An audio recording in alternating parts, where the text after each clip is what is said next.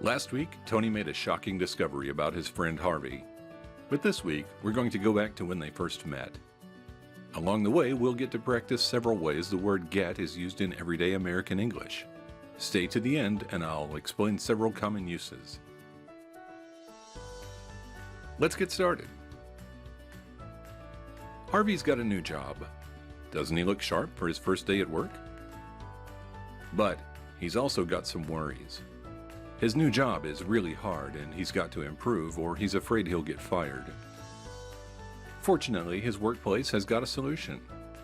Harvey gets to work with a mentor who will help him improve. Let's listen to the first time Tony and Harvey meet. Hi, I'm Harvey. You must be the new guy. I'm Tony. Nice to meet you. Good to meet you. What do you do? I'm a mentor. Kim asked me to get you up to speed. This is a good place to stop. Do you know the phrase, get you up to speed? Let's break it down. Up to speed means to work at the needed level. To get up to speed means to improve your work to that level. And when Tony said get you up to speed, he meant that he will help Harvey make the needed improvement. It's a short phrase with a lot of meaning. With Tony's help, Harvey was soon working with confidence.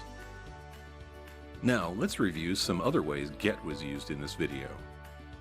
Sometimes get means to obtain. You didn't have it before, but once you get it, you have it.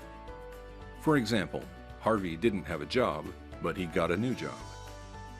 Also, he can get lunch with his coworkers. Sometimes has got means to have. For example, if Harvey has got worries, he has worries on his mind. And his workplace has got a solution to his problem in the form of the mentor program. The word get can also begin a phrase to show that action is starting. For example, to get started or get going both mean to begin doing something, like start a lesson or begin a journey. Phrases beginning with get to can mean that an opportunity is available. For example, if we get to practice English, we have the opportunity to practice, but are not required to practice. Also, you may get to go to a party, or last week you got to relax at the beach. But have got to usually means that some action is required.